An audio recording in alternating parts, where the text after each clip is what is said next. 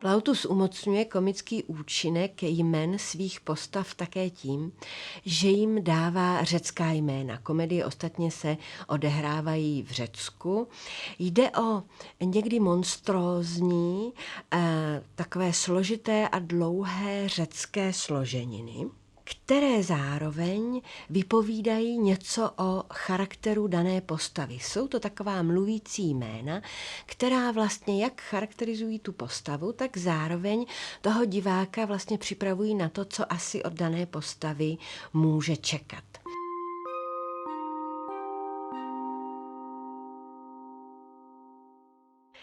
Plautovská jména jsou pro překladatele velkou výzvou, tvrdým oříškem nebo dokonce noční můrou. Během vlastně tradice překládání Plautových komedií do češtiny někteří překladatelé ponechávají jména latinská, někteří se je svým způsobem snaží převést do češtiny. A zvláštní postup jsme zaznamenali taky v případě Voskovce a Vericha, kteří ve své originální komedii Osel a stín na motivy Lukiána se snaží taky pracovat do češtiny s cizími slovy, takže nejbohatší osoba v té komedii je Kontokorentus.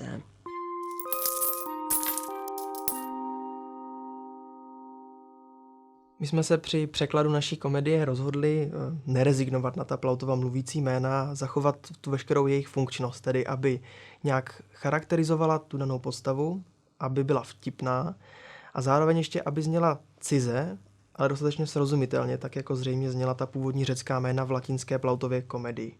Nakonec jsme se rozhodli použít nějaká cizí slova přejatá do češtiny, která jsou ale dobře srozumitelná a vytvořit podobně znějící jméno, tedy takto cizí, ale zároveň vtipné. Nejobludnější jména Plautových postav jsou většinou jména chvástavých vojáků. Dvě první monstrózní jména pochází z Plautovy komedie Míles. Vyskytuje se tam voják Pyrgopolinices, což je doslova bořitel bran, do češtiny se někdy překládá jako hradobor. A dále hlučný a neschopný velitel, jehož jméno se sotva dá vyslovit, protože se jmenuje Bumbomachides Klutomestorididsarchides. Jak vidíte, muselo to zřejmě budit salvy smíchu už jenom při pouhé zmínce. Je to vlastně hlučný a ultra neschopný velitel, něco jako bitvořvoun nebo bitvobombasta. Tak je to v případě i našeho vojáka, který se jmenuje Therapontigonus Platagidorus, znamená to něco jako syn otrokyně, chrastící dary po ulici, přesunující dar, něco takového. My jsme tedy zvolili jméno podobně dlouhé. Náš voják se jmenuje Gaius Omnibus Paco, řečený poklusem klus, vlastně to jméno výsledku je ještě delší. Zní římsky, odkazuje k tomu antickému prostředí, zní dostatečně nabubřela a zároveň se tam skrývá ještě takový drobný aspekt toho, že chlubivý voják je ve skutečnosti všem pro smích. Je omnibus Paco, tedy pro všechny Paco. Tadyhle ručníček. Tyhle natáčky. Tenhle hřeben už pomohli okrášlit nejeden ksich.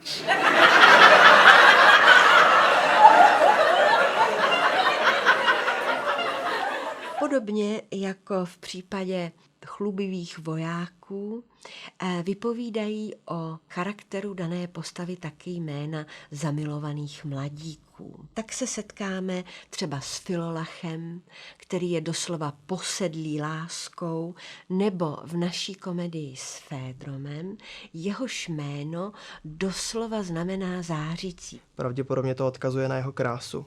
My jsme se nakonec rozhodli jít cestou trochu jinou a spíš zdůraznit to, že je to opravdu mladík zamilovaný a to až jako bezhlavě. Chová se trochu nemožně místy. Dali jsme mu tedy jméno Romanticus, které odkazuje prostě na romantiku, velmi známé slovo a zároveň je tam také ten Řím, Roma. A ještě tam je taky antika, takže to posiluje celkově tu představu o tom, že se komedie odehrává v Římě. A můj pán, jak vidno, už A mou láskou přišel o rozum. Ať si králové mají svá království. Ať si boháči nechají svá bohatství, svou čest, zásluhy, slavná vítězství, dokud mě nikdo nezávidí, každému, co jeho jest. Podobně výmluvná jsou samozřejmě také jména milenek a nevěstek. Kolem nich se točí celá milostná zápletka. Do češtiny je lze většinou přeložit jako pusinka, láska, nahotinka. Většinou mají jisté erotické konotace, z nichž asi nejvýraznější je to v případě jména akroteleutium, což znamená něco jako vrcholné vyvrcholení. Naše dívka se původně jmenovala Planéziu, což je z řeckého planao, dalo by se to přeložit jako malá tulačka. Odkazuje to k jejímu osudu, protože se jako malá ztratila, byla unesena, dostala se tak do kuplířova podniku. Všichni si vlastně myslí, že je otrokyně, ale nakonec se ukáže, že je svobodného původu, že není otrokyně, tak to všechno šťastně skončí. My jsme se rozhodli vyjít z obvyklého jména pro nevěstky, které je Erocium, od řeckého slova eros, dá se to přeložit jako láska, milenka. Ale abychom tam dostali to bloudění, tak jsme zdvojili R. Udělali jsme jí Erocium, tedy od slova error, chyba, omyl v latině. Tak, to je ta romantikova vyvolená. Erocium se jmenuje. Žije u kuplíře, který s ní, z nějakého důvodu, zachází jako se svojí vlastní. Proto je dívka i po letech v bordelu stále ctná pana. A romantikus si ji může podle mravu vzít za ženu. Co se týče jmen kuplířů, kuplíři jsou většinou negativní postavy v komedii, to znamená, odpovídají tomu i ta jejich jména. Máme tady třeba Baliona, to znamená doslova dohazovač, čili jen říká, co takový kuplíř dělá. Kuplíř se v naší hře jmenuje Kapadox. Něco jako Kapadočan, tedy odkazuje to k provincii Kapadoky, odkud se často dováželi otroci právě do veřejných domů. Respektive tedy otrokyně do veřejných domů. Takže antickému divákovi bylo jasné, že je to prostě kuplíř. My jsme se rozhodli jít teda cestou úplně jinou. To bychom v životě tuto konotaci u dnešního čtenáře nebo diváka nevzbudili. A dali jsme mu tedy jméno Pornotékus. A tady ho zrovna máme, pornotéku, ty starý kuplíři. Tě Bůh, teda tě bozy. Jak pak si stojí ta naše záležitost? No, většinou spíš tak polehává. Vlastně vzniklo nejprve jméno bankéře, podle kterého vzniklo potom toto jméno. A u bankéře, který se původně jmenuje Liko, vlk, z řeckého likos, jenom snad proto, že prostě to povolání bylo obávané, tak opět by toto nefungovalo, proto my jsme mu dali jméno Hypotékus, které prostě pracuje se známým slovem hypotéka a odkazuje k bankovnímu prostředí. Řekl bych, že jsem za vodou. Právě jsem provedl průběžné vyúčtování.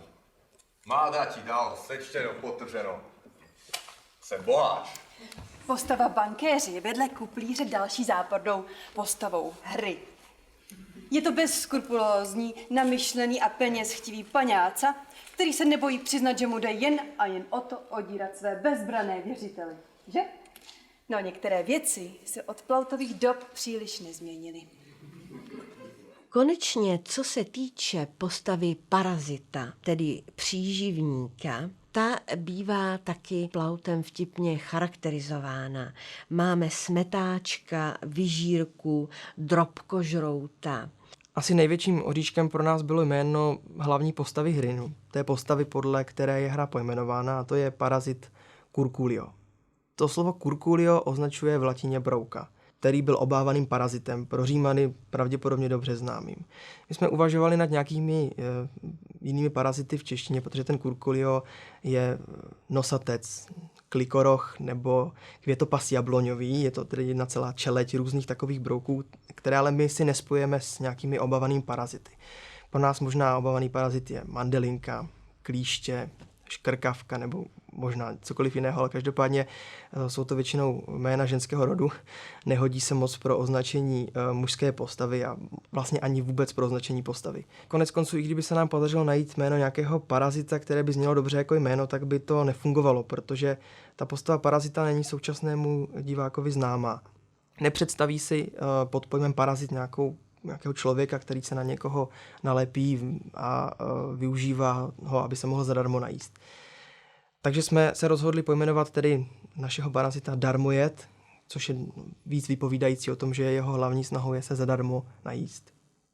Vojáku, měl bys myslím dneska uspořádat hostinu díku zdání na sestry nalezení a romantiku zase zítra hostinu svatební. Rádi přijdeme.